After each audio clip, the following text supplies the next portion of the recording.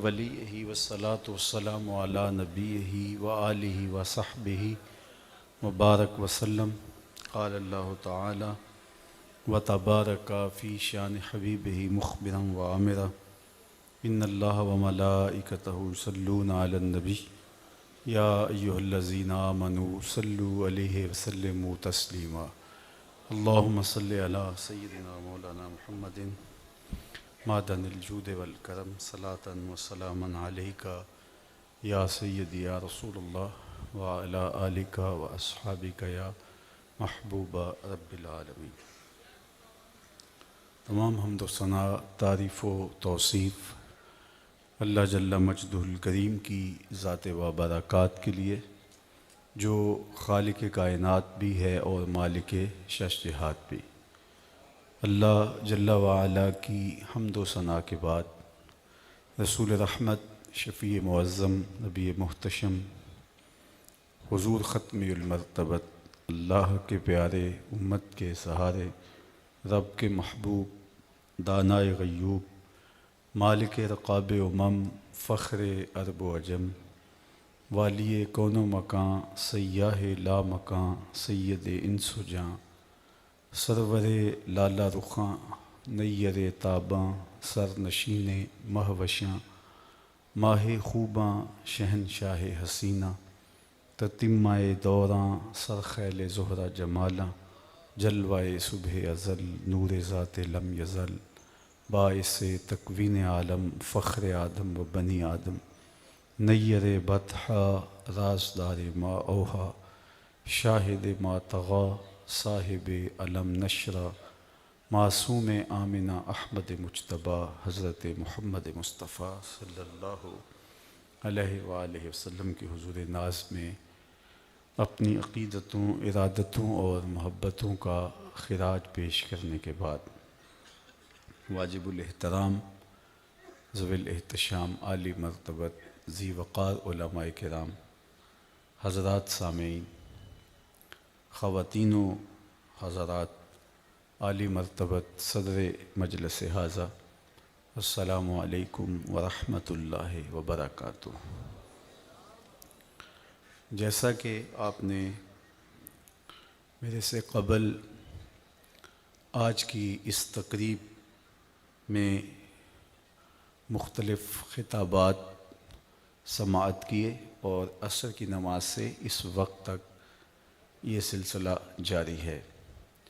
اب تھوڑے وقت کے لیے کچھ باتیں آپ کے سامنے رکھنے کے بعد میں اپنی گفتگو کو سمیٹ لوں گا۔ اللہ جل شانہ میری زبان پر کلمۃ الحق جاری کرے۔ حضور نبی رحمت صلی اللہ علیہ وآلہ وسلم کے ساتھ ہمارا تعلق خاطر ہماری زندگی ہے، اور حضور کا ذکر خیر ہماری روحوں کی غذا ہے، ہمارے قلوب کی تسکین ہے، اور جب ان کا تذکرہ خیر سننے کو ملتا ہے یا یہ سعادت ہمارے حصے میں آتی ہے کہ ہمارے لبوں پر حضور کا ذکر آتا ہے، تو ہماری روحیں سرشار ہو جاتی ہیں، دلوں کے آنگن آباد ہو جاتے ہیں، اور یہ سرور انگیز لمحے اور یہ کیفیت مآب گھڑیاں ہمارے ایمان کی طراوت کا، تازگی کا سبب اور ذریعہ ہوتی ہیں۔ تو آپ سر شام سے اس ماحول میں ہیں اور حضور کا تذکرہ نور نظم میں نثر کی صورت میں سماعت کر رہے ہیں۔ ختم نبوت کے خوبصورت عنوان کے ساتھ آج میں اور آپ جمع ہیں۔ ختم نبوت میرے اور آپ کے آقا و مولا کی وہ شان ہے کہ جو صرف انہی کا مقسوم ہے اور حضور کے ساتھ ہی خاص ہے۔ حضور آخری نبی ہیں، اس میں کوئی شک نہیں ہے، اور حضور علیہ السلام سلسلہ نبوت کی آخری کڑی ہیں۔ اس کائنات رنگ و بو میں حضور کے آنے سے تکمیل ہو گئی، اور تکمیل کے بعد اب کسی اور چیز کی ضرورت باقی نہیں رہتی۔ تو حضور نبی رحمت صلی اللہ علیہ وآلہ وسلم اس کائنات کی ہدایت کے لیے اتنا جامع پیغام لے کر کے آئے کہ جو قیامت تک آنے والی نسل کی ہدایت کے لیے کافی بھی تھا اور ان کی ضرورتوں کا کفیل بھی تھا۔ مختلف انبیاء علیہم السلام جلوہ گر ہوتے رہے اور ان کے پاکیزہ وجود سے مختلف صفات کا ظہور ہوتا رہا۔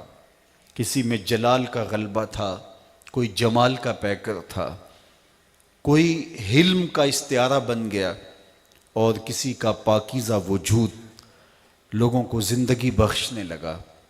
لیکن یہ جتنے بھی اوصاف تھے اور یہ جتنے بھی کمال تھے اور جتنے بھی وصف تھے جو متفرق مختلف پاکیزہ اور خوبصورت پیکر جو اللہ نے تخلیق کیے اور دنیا کے اوپر مبعوث کیے، ان سے جن کا ظہور ہوا، وہ سارے کمال اور وہ ساری خوبیاں ایک پاکیزہ وجود میں جمع کر دیں، اور اس وجود مسعود کا نام محمد صلی اللہ علیہ وآلہ وسلم۔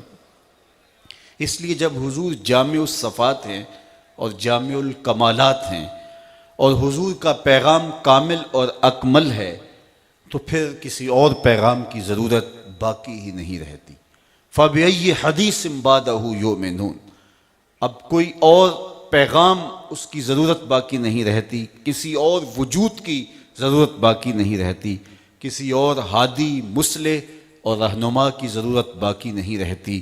باقی انہیں اس سے فیض لے کر کے، ان سے روشنیاں لے کر کے، انہی کے دیے ہوئے اجالوں سے زمانے کو روشنیاں دینی ہے۔ لیکن کائنات میں پھر دوبارہ اس انداز سے کسی کی ضرورت باقی نہیں رہتی۔ میں یہاں ایک بات آپ کے سامنے رکھنا چاہتا ہوں اور آپ کی توجہ مجھے چاہیے ہوگی کہ اللہ کے جتنے بھی نبی آئے ہیں، رسول اور پیغمبر آئے ہیں، اللہ نے کسی کی حفاظت اپنے ذمہ کرم پہ یوں نہیں لی جس طرح حضور علیہ السلام کی حفاظت اپنے ذمہ کرم پہ لی۔ بنی اسرائیل نے 70 انبیاء علیہ السلام کو شہید کر دیا، سر پہ آرے رکھ کے پاؤں تک چیر دیے گئے۔ اذیتیں، تکلیفیں اور کفار کی جانب سے انبیاء پر توڑی جانے والی قیامتیں، ان کا ذکر کتاب رحمت میں بھی موجود ہے، پچھلی کتابوں میں بھی اور تاریخ کے اوراق میں بھی۔ لیکن میرے اور آپ کے آقا و مولا کی حفاظت اللہ نے اپنے ذمہ کرم پہ لی اور فرمایا واللہ یعصمک من الناس، محبوب آپ کی حفاظت لوگوں سے اللہ خود کرے گا۔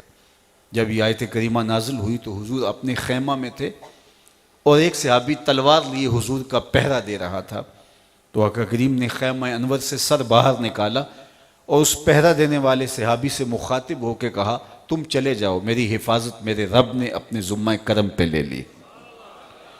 سوال یہ ہے کہ ہر نبی اللہ کا سچا نبی ہے، لیکن ان کی حفاظت اللہ نے اپنے ذمہ کرم پہ یوں نہیں لی، یہاں تک کہ انبیاء شہید کر دیے گئے۔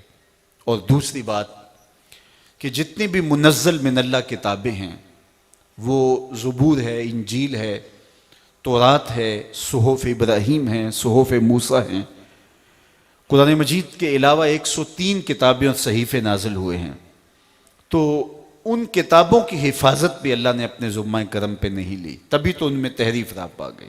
لوگوں نے اپنی جانب سے چیزیں شامل کر لی اور ان کتابوں کے اندر موجود احکامات کو نکال پھینکا۔ لیکن قرآن مجید کی حفاظت اللہ نے اپنے ذمہ کرم پہ لی اور ارشاد کیا کہ ہم نے اس کو نازل کیا ہے اور اس کی حفاظت بھی ہم خود کریں گے، جبکہ قرآن سے پہلے نازل ہونے والی کتابوں کا نزول بھی اللہ کی طرف سے تھا، لیکن ان کی حفاظت کا ذمہ اللہ نے اپنے ذمہ کرم پہ نہیں لیا، اور اسی وجہ سے تحریف راپ آ گئی۔ اور قرآن مجید کے اندر تحریف کا امکان نہیں ہے، اور اگر قرآن مجید کے اندر تحریف کا امکان موجود ہوتا اور اللہ اس کے اہتمام نہ کرتا، ظاہری اور باطنی اہتمام اس کی حفاظت کا نہ ہوا ہوتا، تو آج عالم کفر قرآن کو بدل چکا ہوتا۔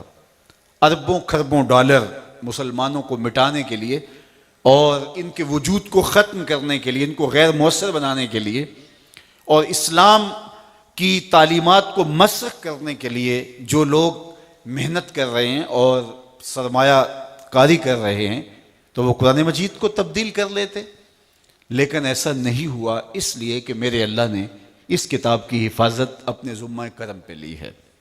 یہ جو دور جس دور سے ہم گزر رہے ہیں، یہ امت کے عروج کا دور نہیں ہے، یہ امت کے زوال کا زمانہ ہے۔ تو زوال امت کے زمانے میں اگر میں آج اسی مجلس میں ڈھونڈنے نکلوں تو مجھے اس مجلس میں جو ایک تحصیل یا زیادہ سے زیادہ ایک ضلع کی نمائندہ جو ہے وہ مجلس ہے، تو اس میں سے مجھے سینکڑوں کے حساب سے حافظ قرآن مل جائیں گے۔ یہ قرآن مجید کی حفاظت کا ذمہ ہے۔ زوال امت کے دور میں بھی ایک مجلس میں مجھے سینکڑوں حفاظ ملیں گے، اور پھر پورا ملک پڑا ہے، پوری دنیا موجود ہے، عالم عرب موجود ہے۔ تو جب زوال امت کے زمانے میں اتنے حفاظ ایک بستی سے ملتے ہیں، جب امت کا عروج ہوتا ہوگا تو پھر کیا کیفیت ہوتی ہوگی۔ تو یہ رب نے اس کتاب کی حفاظت کا ذمہ اپنے ذمہ کرم پہ لیا ہے، اور اس کا یہ الوہی انتظام کیا کہ کتاب کو حفظ کے لیے آسان کر دیا۔ حضرت موسیٰ علیہ السلام پر جب الواح تورات کا نزول ہوا، ابن عساکر نے اپنی تاریخ میں لکھا ہے، تو انہوں نے اللہ سے 9 سوال کیے تھے۔ ان میں سے ایک سوال یہ تھا، اللہم انی اجد فی الالواح امتن اناجیلہم فی صدورہم یقرؤونہا ظاہرہ فاجعلہا امتی قال تلک امت احمد۔ کہا مالک، میں نے ایک ایسی امت کا تذکرہ پڑھا ہے جس کی انجیلیں ان کے سینوں میں ہوں گی اور وہ بے دیکھے پڑھیں گے، وہ امت میری امت بنا دے۔ کہا یہ تو میرے پیارے احمد کی امت ہے۔ تو اللہ نے یہ آسانیاں پیدا کر دی کہ اس کتاب کو آسان کر دیا۔ آئے روز آپ پڑھتے رہتے ہیں کہ 8 سال کا بچہ، 9 سال کا بچہ 8 ماہ میں، 7 ماہ میں، 6 ماہ میں قرآن مجید حفظ کر گیا۔ تو یہ سعادات نصیب ہوتی ہیں، اور اللہ تعالیٰ جل شانہ نے زوال امت کے زمانے کے اندر بھی ایسے لوگ لاکھوں رکھے ہیں جن کے سینوں میں کتاب اللہ کی دولت موجود ہے، اور یہ قدرتی اہتمام ہے۔ دنیا کی کسی کتاب کا حافظ آپ کو نہیں ملے گا، دنیا کی کسی کتاب کا یوں عالم آپ کو نہیں ملے گا۔ پچھلی کتابوں کے حافظ صرف انبیاء ہوتے تھے، نبیوں کے علاوہ کتابیں کسی کو یاد نہیں ہو پاتی تھی، تبھی کتابوں میں تحریف راہ آ گئی۔ لیکن اس کتاب کے اندر تحریف اس لیے راہ بھی نہیں پا سکتی کہ اللہ نے اس کا ظاہری اہتمام یہ کیا کہ اس کو لاکھوں سینوں کے اندر محفوظ کر دیا۔ تو بات یہ ہے کہ جتنی کتابیں نازل ہوئیں وہ ساری کتابیں منزل من اللہ ہیں، لیکن اللہ نے ان کی حفاظت اپنے ذمہ کرم پہ کیوں نہیں لی؟ قرآن کی حفاظت اپنے ذمہ کرم پہ کیوں لی؟ یہ ایک سوال بنتا ہے۔ اور دوسرا سوال کہ باقی نبی بھی سچے تھے، اللہ کے فرستادہ تھے، مبعوث من اللہ تھے، لیکن ان کی حفاظت اللہ نے اپنے ذمہ کرم پہ نہیں لی، یہاں تک کہ انہیں شہید کر دیا گیا۔ لیکن محبوب علیہ السلام سے کہا کہ محبوب تیرا کوئی بال بھی بیکا نہیں کر سکتا۔ اللہ اکبر! اور کیسے کیسے مناظر دیکھنے کو ملتے ہیں کہ کفار غار کے دھانے تک پہنچ جاتے ہیں لیکن اندر دیکھ نہیں پاتے ہیں۔ یہ محبوب علیہ السلام کی حفاظت کا الوہی اہتمام تھا۔ تو کیا باقی بھی اللہ کے سچے پیغمبر ہیں اور حضور بھی اللہ کے سچے پیغمبر ہیں، تو ان کی حفاظت اللہ نے اپنے ذمہ کرم پہ نہیں لی، حضور کی حفاظت کیوں کی؟ باقی بھی کتابیں منزل من اللہ ہیں، ان کی حفاظت اللہ نے اپنے ذمہ کرم پہ جو ہے وہ ان کتابوں کی حفاظت اللہ نے نہیں لی، لیکن قرآن مجید کی حفاظت اللہ نے اپنے ذمہ کرم پہ کیوں لی جبکہ وہ بھی منزل من اللہ ہے؟ تو اس کا جواب سادہ سا، سیدھا سا اور سمجھنے کا ہے، اور اس ایک بات کو اگر غور تدبر سے سمجھ لیا جائے تو ختم نبوت کا مسئلہ حل ہو جاتا ہے، اور وہ یہ کہ اگر کسی کتاب میں تحریف راہ پا جاتی ہے تو کوئی بات نہیں، نئی کتاب آنے والی ہے۔ اس لیے ان کتابوں کی حفاظت نہیں ہوئی کہ اللہ کا نظم کتابوں کے نزول کے سلسلے میں ابھی باقی ہے، اور ایک کتاب کے بعد دوسری کتاب نازل ہونے والی ہے، دوسری کتاب کے بعد تیسری کتاب نازل ہونے والی ہے۔ اس لیے اگر تحریف راہ پا جاتی ہے تو انسانی وجود ہدایت سے محروم نہیں ہو سکتا، اس لیے کہ ابھی نزول کتاب باقی ہے۔ قرآن مجید کے بعد چونکہ کوئی کتاب نازل ہونے والی نہیں، اور اگر اب بھی یہ کتاب بھی تحریف اس میں ہو جاتی تو انسانیت کے لیے ہدایت کا چشمہ سوکھ جاتا اور وہ کہاں سے روشنی پاتے۔ اس لیے اللہ تعالیٰ جل شانہ نے قرآن مجید کو اس کی اصلی صورت کے اندر باقی رکھا۔ اور دوسری بات یہ کہ اگر کوئی نبی شہید کر دیا جاتا ہے تو کوئی بات نہیں، اس کے بعد نیا نبی آنے والا ہے، حضور علیہ السلام کی حفاظت اس لیے کی کہ محبوب اتمام دین تیرے ذمے ہے، اس لیے اگر تجھے نقصان پہنچتا ہے تو اور تو کوئی نبی آنے والا نہیں، تو اتمام توحید کون کرے گا اور اتمام دین کون کرے گا؟ اس لیے اللہ کے محبوب علیہ السلام کی حفاظت اس طرح فرمائی گئی کہ محبوب کا بال بھی بیکا نہیں ہوا، اور ہزار آندھیوں کے باوجود یہ چراغ بجھنے نہیں پایا کہ عالم میں ساری روشنیاں اسی کے دم سے ہونی تھی۔ تو حضور علیہ السلام کی حفاظت کا کیا جانا اور قرآن مجید کا محفوظ رہنا، یہ ختم نبوت کی معتبر ترین دلیلیں ہیں۔ پس خدا بر ما شریعت ختم کر، بر رسول ما رسالت ختم کر۔ لیکن یہ بات ذہن میں رکھیے گا کہ جس چیز کی ڈیمانڈ ہو اس کی نقل بھی پیدا ہوتی ہے، جس کی ڈیمانڈ ہی نہیں ہے اس کی نقل پیدا نہیں ہوتی۔ نقل اسی کی پیدا ہوتی ہے جو اصل میں معتبر ہو اور اصل میں جس چیز کی لوگ ضرورت محسوس کرتے ہوں۔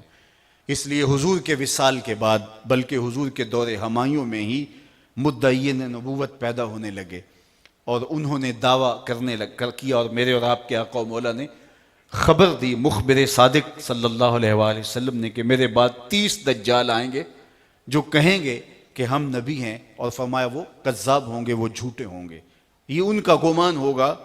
لیکن میں جو آپ کے سامنے جو بات رکھنا چاہتا ہوں، مختلف ادوار میں مختلف لوگ آئے، اسود انسی آیا، مسلمہ کذاب آیا، سجا نامی عورت، یہ تو دور رسالت ماب کی کہانی ہے۔ اس کے بعد مختلف زمانوں میں مختلف لوگوں نے نبوت کا دعویٰ کیا اور اپنے پیچھے اچھے خاصے لوگ لگا لیے، ان کے متبعین کی ایک اچھی تعداد بن گئی، لیکن اس کے باوجود ان کے منطقی انجام پر پہنچنے کے بعد ان کے جھوٹے ماننے والے بھی صفحہ ہستی سے مفقود ہو گئے۔ آج آپ کو پوری دنیا کے اوپر اسود انسی کا کوئی ماننے والا، اس کا جھوٹا متبع نہیں ملے گا۔ اسی طرح آپ کو مسلمہ کذاب کا کوئی جھوٹا متبع نہیں ملے گا۔ سجا نامی عورت جو کہ نبیہ ہونے کا ادعا رکھتی تھی، اس کا کوئی آپ کو جھوٹا ماننے والا نہیں ملے گا۔ ابو عبیدہ مختار ثقفی کا، جتنے بھی لوگ ہوئے مختلف زمانوں کے اندر اور جنہوں نے نبوت کا ادعا کیا، ان کے ماننے والے آپ کو نہیں ملیں گے۔ جب وہ صفحہ ہستی سے مٹ گئے، ان کے ناپاک وجود سے دنیا پاک ہو گئی، تو ان کے متبعین بھی خود بخود جو ہے وہ ختم ہو گئے۔ کیا وجہ ہے کہ دنیا کے اوپر 2 لوگ ہیں جو جھوٹے مدعیان نبوت ہیں اور ان کے ماننے والے بھی موجود ہیں۔ ایک پنجاب کا مسلمہ، وہ مرزا قادیانی، اور ایک بہاؤاللہ ایران کا۔ یہ 2 شخص ایسے ہیں کہ آج بھی دنیا کے اوپر بہائی موجود ہیں، پوری دنیا کے اوپر قادیانی موجود ہیں، مرزائی موجود ہیں۔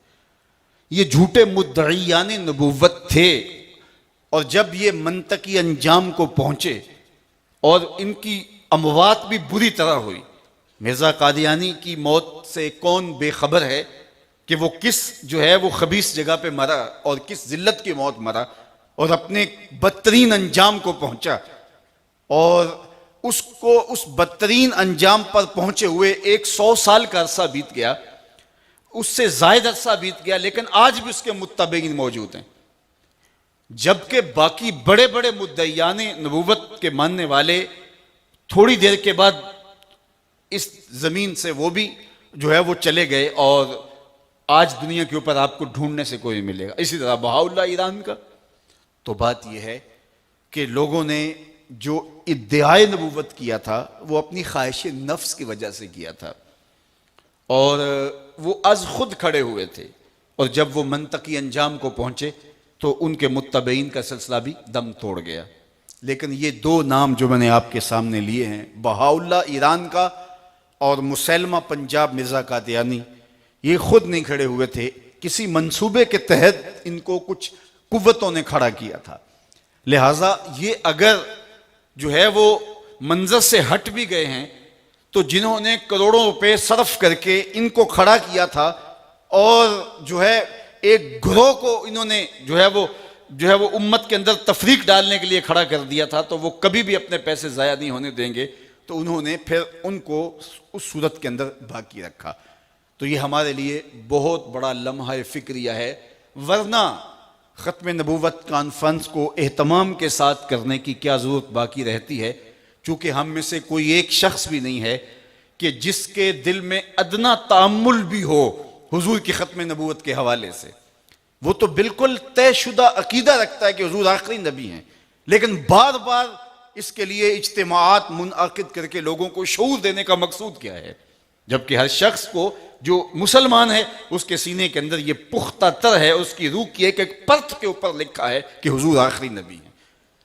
تو یہ تو طے شدہ بات ہے، بلکہ حضرت امام اعظم امام ابو حنیفہ علیہ رحمہ نے کہا کہ اگر کوئی شخص یہ کہے کہ میں مدعی نبوت ہوں، کو دعویٰ کرے نبوت کا، تو اس سے اگر کوئی شخص معجزہ طلب کرے تو وہ بھی کافر ہو جاتا ہے، اس لیے کہ اس نے اس امکان کو تسلیم کر لیا۔ ہاں، تعجیز کے لیے اگر کوئی عالم دین کرے تو وہ ایک الگ امر ہے، تو کسی شخص کو جو ہے وہ یہ حق بھی نہیں ہے کہ کوئی شخص کہے کہ میں نبی ہوں تو کوئی اس کو کہے کہ تو معجزہ بت دکھا، تو چونکہ اس کا امکان جب موجود نہیں تو معجزے کا طلب کرنا کیا معنی رکھتا ہے؟ تو جب ہمارا عقیدہ اتنا پختہ ہے کہ ہمیں اس کی بھی اجازت نہیں دی گئی کہ کوئی مدعی نبوت ہو تو اس سے معجزہ بھی طلب کیا جائے، تو پھر اس کے لیے اجتماعات منعقد کرنا، ہر سال منعقد کرنا، تو یہ کیا معنی رکھتا ہے؟ تو صاحب اس کے پیچھے دیکھیے، بٹیرا نہیں لڑتا، بٹیرے کے پیچھے استادوں کے ہاتھ لڑتے ہیں۔ تو یہ استادوں کے جو ہاتھ لڑ رہے ہیں، تو انہوں نے ہماری زندگی کو جو ہے وہ زیر و زبر کرنے کے لیے اور مسلمانوں کو ہر وقت جو ہے وہ ان کے عقائد سے دور ہٹانے کے لیے اور ان کو مضطرب رکھنے کے لیے ہمیشہ سازشوں کے جال بچھائے رکھے ہیں۔ ایک بدماش تھا، اس نے کہا کہ 4 چیزیں مسلمانوں کے اندر جب تک موجود رہیں گی تو مسلمان ناقابل تسخیر رہیں گے۔ ان میں سے سب سے پہلی چیز جو اس امت کو مرنے نہیں دیتی، وہ چیز جو ان کو ختم نہیں ہونے دیتی، یہ مٹ بھی جا رہے ہوں تو پھر بھی اٹھ کے کھڑے ہو کے انہی پاؤں پہ دوبارہ کھڑے ہو کے پھر دوبارہ میدان عمل میں اسی طرح موجود ہوتے ہیں۔ ورنہ دنیا کے اوپر کتنی تہذیبیں ہیں جو دم توڑتی ہیں تو پھر اٹھ نہیں پاتی۔ آل ساسان نے 3150 سال ایران پہ حکومت کی ہے، لیکن جب آل ساسان کے حصے بکھرے ہوئے اور جب ان کے تاج و تخت پھٹے تو پھر آل ساسان کا نشان بھی باقی نہ رہا۔ آج دنیا کے اوپر آپ کو کوئی ساسانی خاندان کا شخص ہی نہیں ملتا۔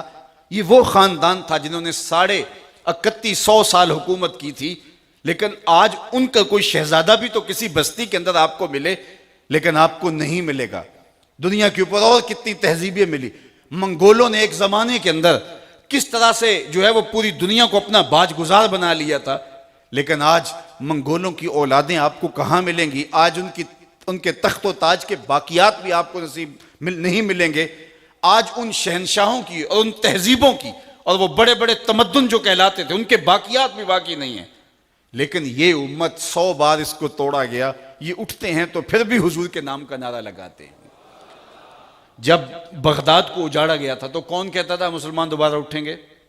مسلمانوں کے سروں کی کھوپڑیوں کا مینار تعمیر کیا گیا، اور پھر دریائے دجلہ 3 دن تک خون بن کے بہتا رہا۔ اس قدر قتل عام ہوا اس امت کا، اور کوئی وجود نہیں تھا کہ کہیں سے کلمے کی صدا اور کلمے کی آواز بھی آئے۔ کچھ لوگوں نے جانیں چھپانے کے لیے، کمزور لوگوں نے تہہ خانوں میں چھپ کے اپنی جان بچانے کی کوشش کی، اور دجلہ کا بند توڑا گیا تو 1.25 لاکھ لاشیں ہم نے وہاں سے بھی اٹھائیں۔ تو کون کہتا تھا کہ مسلمان دوبارہ اٹھیں گے؟ لیکن آج بغداد کے اندر آپ کو منگول نظر نہیں آئیں گے، میناروں سے آج بھی اذان اللہ اکبر کی آپ کو سنائی دے گی۔ وہ بغداد جو اجڑ گیا تھا، وہ کیا کسی نے کہا تھا نا کہ دل کی حالت کیا مذکور ہو، دل کی حالت کیا مذکور ہو، یہ نگر ہر مرتبہ لوٹا گیا۔ تو بغداد جو کئی مرتبہ اجاڑا گیا، اس کی تہذیب تباہ کرنے کے لیے کیا کچھ کیا گیا۔ لوگ سسکیاں بھر بھر کے اس کے تمدن اور اس کی تہذیب کے نوحے پڑھتے رہے۔ سادی شیرازی سے لے کر کے جو ہے وہ کہاں تک لوگوں نے جو ہے وہ اس شہر کی تہذیبی بربادی کے نوحے پڑھے۔ اور میں خود اپنے کانوں سے جب بغداد اجڑا تھا تو اس وقت یہ نوحے سنے، یا دجلۃ الخیر یا ام البساتین، تو آج بھی وہاں جو ہے وہ اس کے نوحے پڑے جاتے ہیں۔ لیکن آج بھی بغداد میں آپ کو جانا نصیب ہو تو ان میناروں سے آواز اللہ اکبر کی آئے گی۔ تو اس وقت جب مسلمانوں کو توڑ دیا گیا، کھوپڑیوں سے مینار تعمیر کیا گیا، دریائے دجلہ 3 دن تک سیاہی جو ہے وہ خون بن کے بہتا رہا، اور جامعہ نظامیہ کی لائبریری دریا برد کر دی گئی تاکہ ان کا جو وہ ماخذ ہے وہ بھی باقی نہ رہے، لیکن مسلمان پھر بھی نہیں مٹے۔ اقبال نے کہا تھا تو نہ مٹ جائے گا ایران کے مٹ جانے سے، نشائے میں کو غرض نہیں پیمانے سے، ہے ایاں یورش تاتار کے افسانے سے، پاسباں کعبے کو مل گئے صنم خانے سے۔ ان اللہ یؤید ھذا الدین بید الرجل الفاجر، یہ اللہ تعالیٰ کا نظم ہے۔ تو یہ تہذیب کیوں نہیں مٹتی؟ تو اس نے کہا 4 چیزیں ہیں جو اس قوم کو مٹنے نہیں دیتی۔ سب سے پہلی چیز قرآن ان کو مٹنے نہیں دیتا۔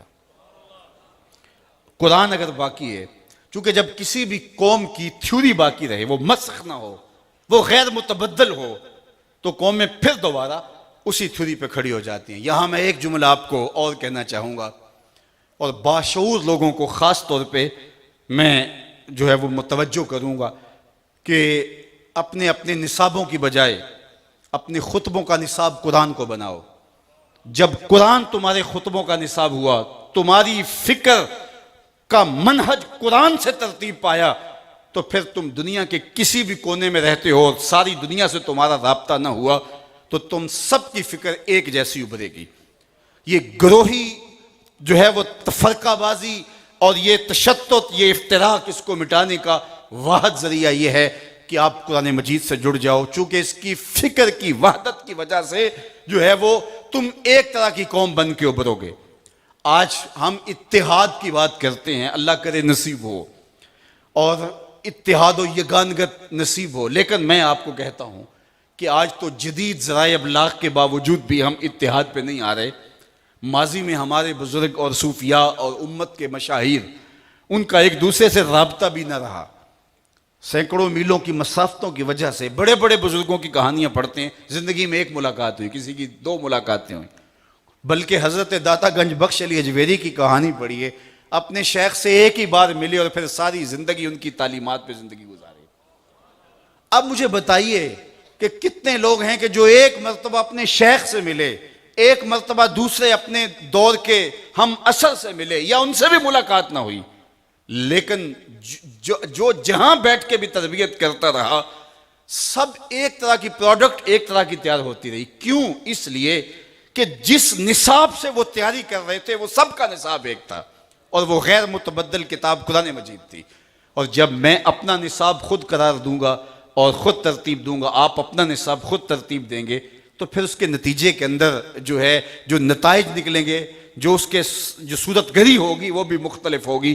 اس لیے انہوں نے کہا کہ قرآن مجید جب تک موجود ہے، ان کی تہذیب مٹا دو۔ یہ یہاں آپ کی ہمسائیگی میں، یہ تو منگولوں کی کہانی پرانی ہے، یہ یہاں چچینیا کے اندر، یہ ترکمانستان کے اندر، یہاں قازقستان، یہ 6 ریاستیں جو آزاد ہوئی ہیں یہاں روس میں، آپ کو پتہ ہے کہ ان کے ساتھ کیا کیا زیادتی کی جاتی؟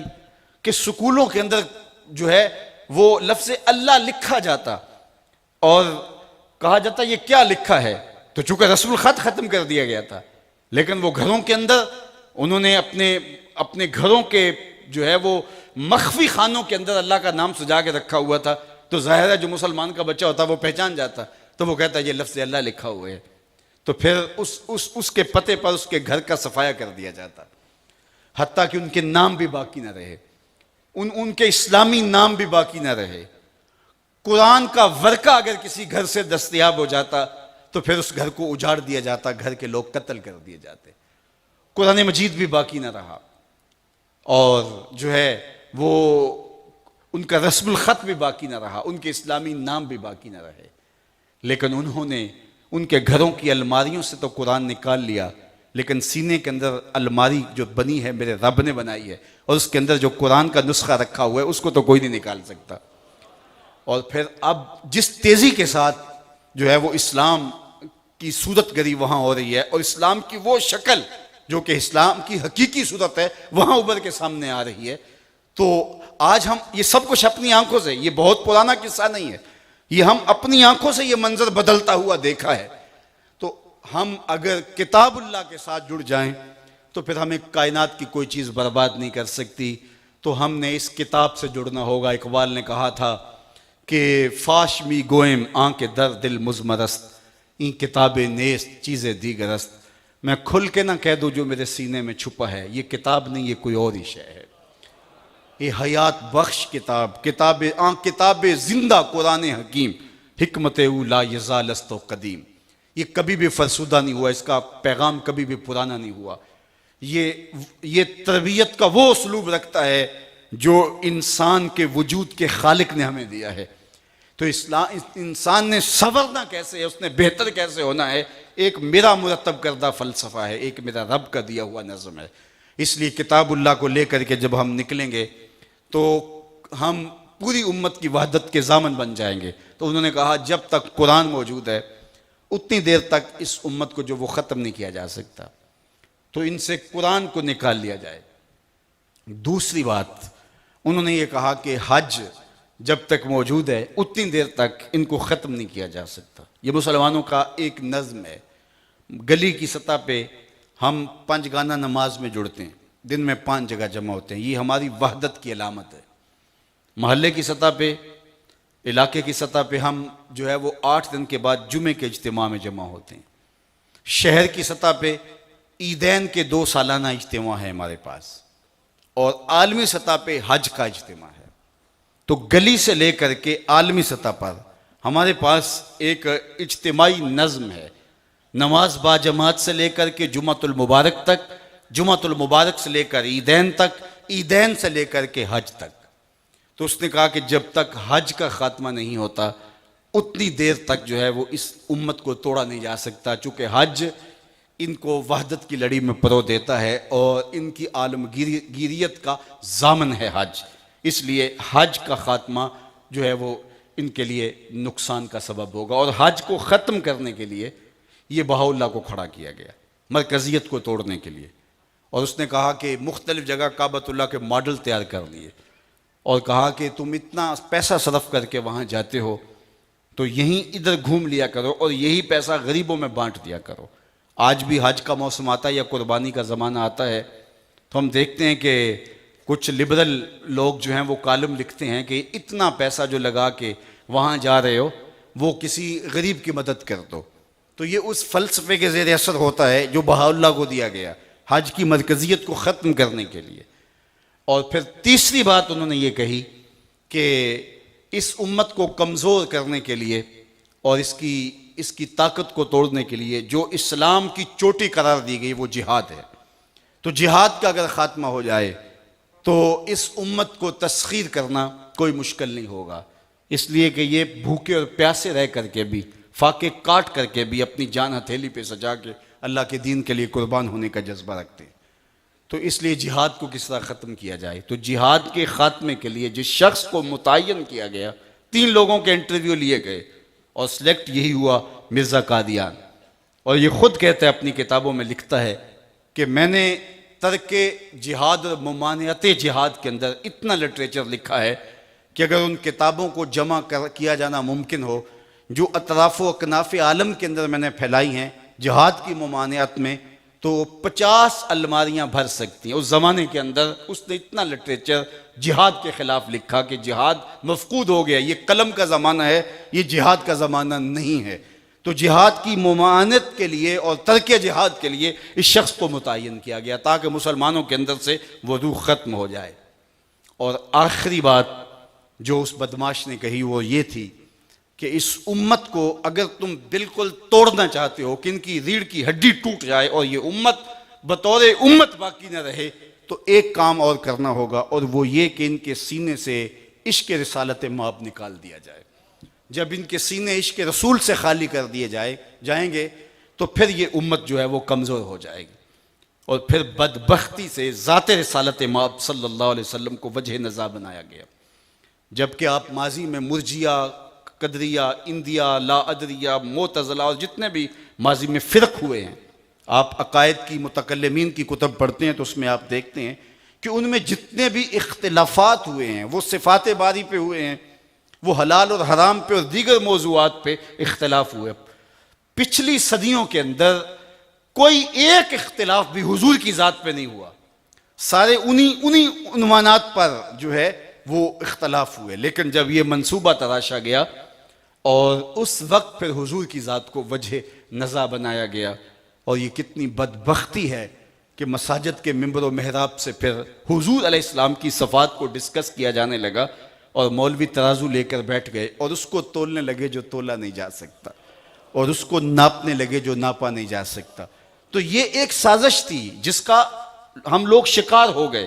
وہ کیا کسی نے کہا تھا کہ ڈٹھے ورق قرآن دے پھول سارے، تیری شان جیا نہیں کوئی ہو ڈٹھا، تیری شان دا کرے مقابلہ جڑا انہوں عاشقاں اصلی چور ڈٹھا، کوئی نور آکھے کوئی بشر آکھے، پیندہ رات دینے ایہو شور ڈٹھا، اللہ والیاں گل مکا دیتی تساں ہور ڈٹھا ساں ہور ڈٹھا۔ تم نے حلیمہ کی بکریوں کے پیچھے پیچھے دیکھا ہے، سدرہ پر جبریل کے آگے آگے نہیں دیکھا۔ اور اقبال بولا تو نے یوسف کو کنویں میں دیکھا تو کیا دیکھا، ارے ناداں جو مطلق تھا مقید کر دیا تو نے، تو ابھی تک کنویں میں دیکھ رہا ہے، وہ مصر کے تخت کا مالک بھی بنا بیٹھا ہے۔ تو یہ بدبختی تھی۔ تو ہمارے سینوں سے حب رسول کو نکالنے کے لیے یہ سازش کی گئی کہ حضور کی ذات کو وجہ نزا بنایا گیا۔ اسر ابن عباس کو کہاں سے نکال کے لایا گیا، اور پھر اس امت کے اندر سب سے پہلے فتنہ جو ذات رسالت ماپ پہ جو نزا کھڑا ہوا وہ اسی بنیاد پہ کھڑا ہوا۔ یہ کہانی دردناک بھی ہے اور لمبی بھی ہے، لیکن میں آپ کی توجہ دلانا چاہتا ہوں کہ دور موجود کے اندر یہ جو بار بار خاکے تراشے گئے، مغرب یہ چاہتا ہے کہ بار بار ایک چیز کو بار بار سامنے لا کر کے ان کے سینے کے اندر جو محبت رسول کی چنگاری ہے اس کو بجھا دیا جائے، لیکن مغرب یہ بھول گیا ہے۔ انہوں نے یہ سمجھا کہ شاید جس طرح حضرت عیسیٰ کی کوئی توہین کرے تو ہم اس پر کوئی رد عمل نہیں دیتے، ہم اس کو آزادی اظہار کے نام سے برداشت کر لیتے ہیں کہ کوئی بات نہیں ہے۔ تو شاید ایک وقت مسلمانوں پہ بھی ایسا آ جائے گا کہ وہ اپنے نبی کی اہانت کو قبول کر لیں گے، لیکن انہیں یہ نہیں پتا کہ ہمارے آقا و مولا کی عزت ہماری جان سے زیادہ عزیز ہے۔ اور یہ سبق ہم نے جوان ہو کے نہیں پڑھا، ماں کی گود کے اندر ماں نے لوری دیتے ہوئے حضور کا پیار پلا دیا تھا، حضور کی محبت سکھا دی تھی۔ تو یہ ہو ہی نہیں سکتا کہ ہم حضور علیہ السلام کی محبت سے خالی ہو جائیں۔ اقبال کہا کرتے تھے نام تو از پدر آموختم، حضور آپ کا نام میں نے اپنے باپ سے سیکھا تھا۔ یہ کوئی ایسا ہمارا دین نہیں ہے کہ ہم نے عقل کی خرد کی گتھیاں سلجھانے کے بعد کوئی نتیجہ پایا ہو، بلکہ یہ جنون عشق ہے، یہ محبت کی وہ کائنات ہے کہ جو ماں کی گٹی کے اندر ہمیں اور ماں کے جو آغوش کے اندر ہمیں پلا دی جاتی ہے۔ لوگ تو آکسیجن سے سانس لیتے ہیں، ہم محبت رسول سے سانس لیتے ہیں۔ ہمارا جینا مرنا حضور کے لیے ہوتا ہے، اور ہماری زندگی کا ایک ایک لمحہ حضور کے لیے ہوتا ہے۔ علامہ اقبال کہا کرتے تھے لوگ تو باتیں کرتے ہیں، میں تو یہ بھی گوارا نہیں کرتا کہ کوئی کہے تیرے پیغمبر کے کپڑے بھی میلے تھے۔ ہم تو حضور کے ساتھ یہ والہانہ محبت رکھتے ہیں، یہ الفت کا رشتہ، اور یہ الفت کا جہاں ہمارے سینوں کے اندر جو ہے وہ آباد ہے۔ تو حضور کی محبت، حضور کا عشق اور حضور کا پیار یقیناً میرے صاحبوں ہمارے لیے سرمایہ حیات ہے۔ لیکن میں ایک بات آپ سے اور کرنا چاہوں گا، اور میری گفتگو اختتام کو پہنچ جائے گی۔ جب ہماری محبت صرف نعروں تک رہ جائے گی، اور ہماری محبت صرف جو ہے وہ قول تک رہ جائے گی، اور ہماری محبت صرف ہمارے ہونٹوں پہ ہوگی، اور ہمارے باقی رویوں میں، ہمارے بدن کے باقی حصوں میں، ہماری وضاقتہ میں، ہمارے انداز معاشرت میں، ہمارے طرز زندگی میں، ہمارے اخلاقیات میں نہیں اترے گی، تو پھر ہماری محبت پہ انگلی رکھی جائے گی۔ اور جب ہماری محبت پہ انگلی رکھنا لوگ شروع کر دیں گے تو پھر آہستہ آہستہ جو ہے وہ ہم کمزور پڑنا شروع ہو جائیں گے۔ اس لیے اس وقت کا تقاضا یہ ہے کہ ہم اپنے آقا و مولا سے یقیناً محبت رکھتے ہیں، اس میں کوئی شک نہیں ہے۔ ہماری محبت حضور کے ساتھ بے لوث ہے، حضور کے ساتھ ہماری الفت کا رشتہ قدیم ہے، اور یہ ہم نے ماں کے دودھ سے لیا ہے، یہ باپ کی آغوش سے لیا ہے، اور یہ پیار ہمیں آغوش مادر سے ملا ہے، تربیت پدر سے ملا ہے، اور یہ الفت ہماری پختہ اور پختہ تر ہے۔ لیکن یہ ہماری محبت صرف ہمارے ہونٹوں تک اور ہمارے لبوں تک اور ہماری زبان تک نہ ہو، بلکہ یہ محبت ہمارے رویوں میں اترے، ہمارے طرز زندگی میں اترے۔ میرے استاد فرمایا کرتے تھے یہ نہ ہو کہ لوگ تمہیں پوچھیں تم کون ہوتے ہو، اور تم بتاؤ یہ دیکھو مذہب کے خانے میں اسلام لکھا ہے۔ آپ فرمایا کرتے تھے صاحب کسی کو پوچھنا نہ پڑے، تجھے بتانا نہ پڑے، تو دور سے آ رہا ہو لوگ کہیں وہ دیکھو آقا کا غلام آ رہا ہے، تیرا طرز زندگی بتائے کہ تو عاشق رسول ہے، تیرا انداز معاشرت بتائے کہ تو عاشق رسول ہے۔ میرے حضور صلی اللہ علیہ وسلم تو کسی سے وعدہ کر لیتے ہیں کہ تیرے آنے تک میں کھڑا ہوں، اور وہ جا کے بھول جاتا ہے، اور آقا کریم علیہ السلام حسب وعدہ اس کے انتظار میں کھڑے ہیں۔ اللہ اکبر، ایک دن گزر گیا، 2 دن گزر گئے، 3 دن گزر گئے، تیسرے دن اچانک وہ ادھر سے گزرا تو دیکھا حضور کھڑے ہیں، تو اس کو ایک دم یاد آیا، او ہو یہ تو میرے سے وعدہ تھا کہ تمہارے آنے تک کھڑا ہوں اور میں بھول گیا۔ تیسرے دن جب وہ آیا تو اس نے بڑی معذرت کرنا چاہی، تو میرے آقا نے صرف اتنا کہا کہ یار تو نے مجھے مشقت میں ڈال دیا، میرے حضور نے کسی سے وعدہ کیا کہ تمہارے آنے تک کھڑا ہوں اور وہ جا کے بھول جاتا ہے، لیکن حضور 3 دن تک کھڑے ہیں، صرف قضائے حاجت کے لیے جاتے ہیں، اور میں اور آپ دیکھوں کہ وعدے کے اعتبار سے میں کہاں کھڑا ہوں، اور اگر میں اپنے رویے اور اپنے طرز زندگی کو اس سے برعکس پاؤں تو پھر صاحب مجھے اپنے عشق پہ، اپنی محبت پہ بھی غور کرنا ہوگا۔ وہ اقبال نے کہا تھا نا کہ اے بلبل شوریدہ تیرا نغمہ خام ہے ابھی، اے بلبل شوریدہ تیرا نغمہ خام ہے ابھی، کچھ اور دیر کے لیے سینے میں سے تھام ابھی۔ ابھی اس محبت کو پختہ تر کرنا ہوگا، اس کی مضبوطی کا سبب پیدا کرنا ہوگا۔ محبوب کا حکم تو بڑی دور کی بات ہے، محب تو محبوب کی منشا کو دیکھتا ہے، وہ اس کے اشارہ ابرو کو دیکھتا ہے۔ محبوب کوئی حکم سری دے دے وہ تو بڑی دور کی بات ہے، اس کو پورا کرنا تو وہ جان لڑا کے بھی پورا کرنا ہو تو اس کے لیے مشکل نہیں ہوتا۔ محب کی محبت کا تقاضا یہ ہے کہ وہ محبوب کی منشا کو دیکھے۔ میرے حضور ایک گلی سے گزرتے ہیں اور وہاں ایک ایسا مکان بن رہا تھا جس طرز کے مکان حضور پسند نہیں کرتے تھے، تو پوچھا کس کا مکان ہے؟ کہا فلاں انصاری صحابی کا۔ حضور گزر گئے، کچھ نہیں کہا، اچھا ہے برا ہے کچھ نہیں کہا، گزر گئے۔ کسی نے اس کو مل کے کہا کہ حضور تیری گلی سے گزرے تھے، تیرا مکان دیکھا تھا، چہرے پہ پسندیدگی کے آثار نظر نہیں آئے، شاید حضور نے پسند نہیں کیا۔ اس نے کہا اچھا کہا ہاں۔ 2-4 دن کے بعد حضور کا دوبارہ گزران ہوا، دیکھا تو ملبے کا ڈھیر پڑا ہوا تھا۔ فرمایا اسے بلاؤ، بلایا، کہا میں گزرا تھا، مکان تھا اور یہ ملبے کا ڈھیر کیا ہوا؟ کہا حضور میں نے گرا دیا۔ فرمایا کیوں؟ عرض کی سنا تھا آپ کو پسند نہیں، سنا تھا آپ کو پسند نہیں۔ میں اور آپ دیکھیں ہمارا کیا کیا حضور کو پسند نہیں، سر سے لے کر پاؤں تک، اپنے عقیقے سے لے کر ولیمے تک، اپنی نجی زندگی سے لے کے امور سیاست تک، اپنے کاروبار سے لے کر طرز حیات تک، میرا کیا کیا حضور کو پسند نہیں۔ محمد دی زیارت محمد دے رنگ وچ، اے ٹھگ بازیاں جانے پیارا محمد۔ آئیے میں اور آپ اپنے آپ کو حضور کی محبت کے سانچے میں ڈھال لیں، اس انداز سے رہیں کہ ہم دور سے پہچانے جائیں کہ ہم حضور کے غلام ہیں اور حضور کی عاشق ہیں۔ زندگی تیزی کے ساتھ کٹ رہی ہے اور میں اور آپ لمحہ لمحہ موت کے قریب ہو رہے ہیں۔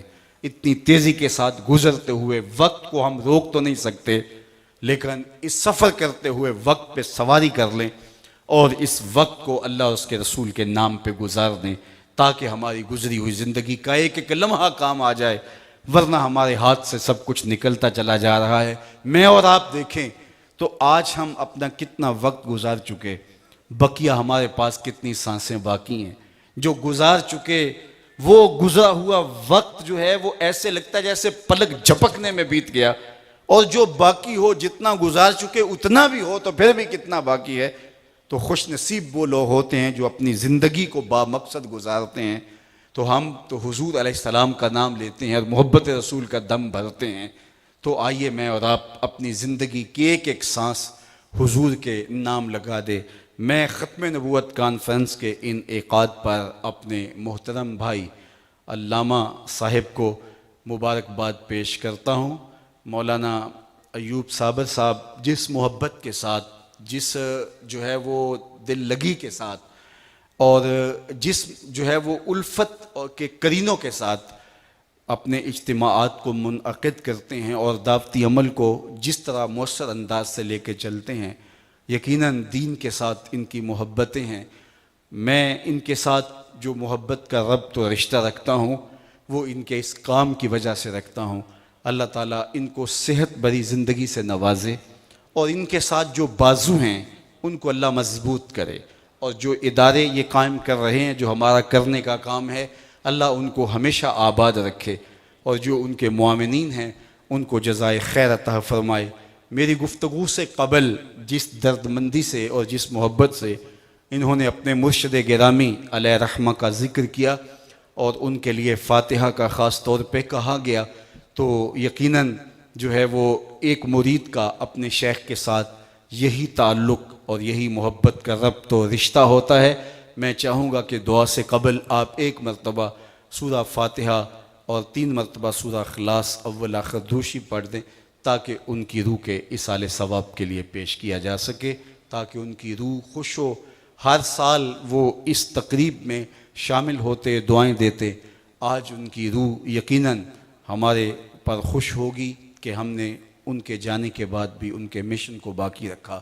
اللہ تعالیٰ ان کے خاندان کو اس صدمہ جانکاہ پہ جملہ مریدین کو اور ان کے تلامذہ کو توفیق صبر عطا فرمائے۔ وآخر دعوانا ان الحمدللہ رب العالمین۔ بسم اللہ بسم اللہ۔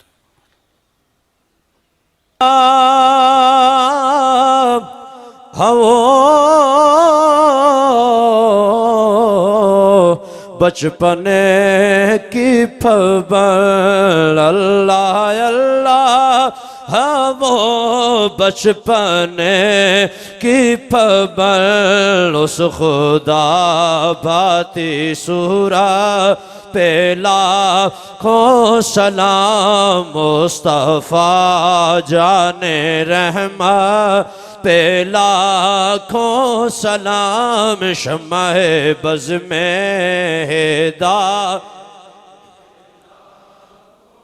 یا الہی صدقہ آل رسول،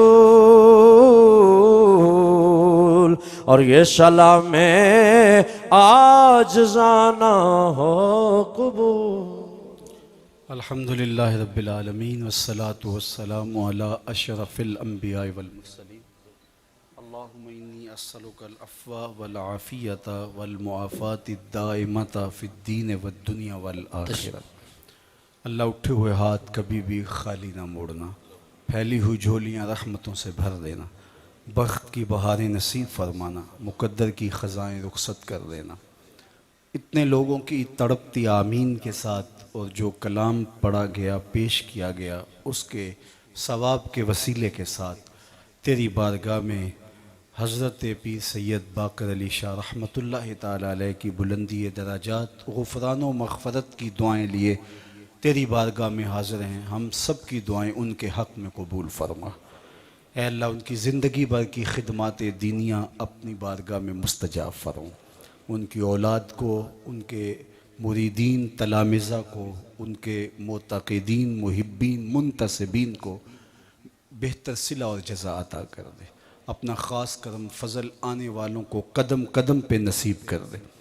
اللہ جس شوق کے ساتھ، جس محبت و رفتگی کے ساتھ، جس الفت کے ساتھ آج کی ختم نبوت کے نام سے عظیم الشان کانفرنس کا انعقاد کیا گیا، اس کی برکت تمام شرکاء بالخصوص منتظمین کو نصیب فرما۔ بارگاہ رسالت مآب صلی اللہ علیہ وسلم میں یہ ہدیہ، یہ نذرانہ، یہ عقیدتوں کا خراج قبول فرما، اور ہمارے اٹھے ہوئے ہاتھ کبھی خالی نہ موڑنا، پھیلی ہوئی جھولیاں رحمتوں سے بھر دے، بخت کی بہاریں نصیب کر دے، مقدر کی خزائیں رخصت فرما دے۔ جئیں تو تیرے لیے، مریں تو تیرے دین کے لیے، زندگی کی آخری ہچکی تک تیرے رسول کے وفادار رہیں، ہر علت سے، ہر قلت سے، ہر ذلت سے رہائی عطا کر دے، اپنے پاک نبی کے در کی گدائی عطا کر دے، نفس اور شیطان کے مکر سے بچا لے۔ اے اللہ بیماروں کو شفا عطا کر دے، پریشان حالوں کو خوشحال کر دے، بے اولادوں کی گودیاں اولاد سے ہری کر دے، انہیں اولاد نرینہ بھی دے دے، اولاد مادینہ بھی دے دے۔ اللہ جو اولاد کے ہاتھوں پریشان ہیں ان والدین کو سکھ عطا کر دے، ان کی اولادوں کو ان کا مطیع اور فرما بردار بنا دے۔ جو والدین اپنی اولادوں کے لیے اچھے رشتوں کی تلاش میں سرگرداں ہیں ان کے لیے صالح اسباب پیدا فرما دے۔ اے اللہ اپنا کرم ان کے اوپر نازل کر دے، ہمارے اٹھے ہوئے ہاتھ قبول فرما۔ بالخصوص اتنے لوگوں کی آمین کے ساتھ تیری بارگاہ میں دعا ہے، کشمیر میں آزادی کا سورج طلوع کر دے، اس آسمان کے نیچے زمین کے اوپر اللہ تیرے علاوہ ان کا کوئی آسرا نہیں. اللہ ان دکھیوں کی مدد فرما, ان سسکتے لاچاروں اور مجبوروں کو آزادی کے سویرے عطا کر دے. اللہ ان کے حال پہ رحم فرما دے. جہاں جہاں امت مسلمہ ظلم اور جبر کی باہوں میں کسی کرا رہی ہے, نجات عطا کر دے. امت کو کھویا ہوا وقار دے دے. بٹکے ہوئے آہو کو پھر سوئے حرم لے چل. اس شہر کے خوگر کو پھر وسعت صحرا دے. میں بلبل نالا ہوں اس اجڑے گلستاں کا, تاثیر کا سائل ہوں محتاج کو داتا دے. اللہم اید الاسلام والمسلمین, اللہم اعز الاسلام والمسلمین. بار دیگر حضرت کی بلندی درجات کے لیے, غفران و رحمت کے لیے, اور ان کی قبر کو مزید نورانیت و جالوں اور روشنیوں سے میرے مالک مالا مال فرما دے. ہماری دعائیں ان کے حق میں مستجاب فرما. اللہ ان کی جو کمی واقع ہوئی, اللہ اپنے کرم سے ان کی اولاد کو ان کے فیوز و برکات کو بانٹنے کے لیے اور ان کے مشن کو آگے بڑھانے کے لیے اپنی جناب سے مزید طاقتیں, قوتیں, توانائیاں اور ان کے روحانی توجہات نصیب فرما.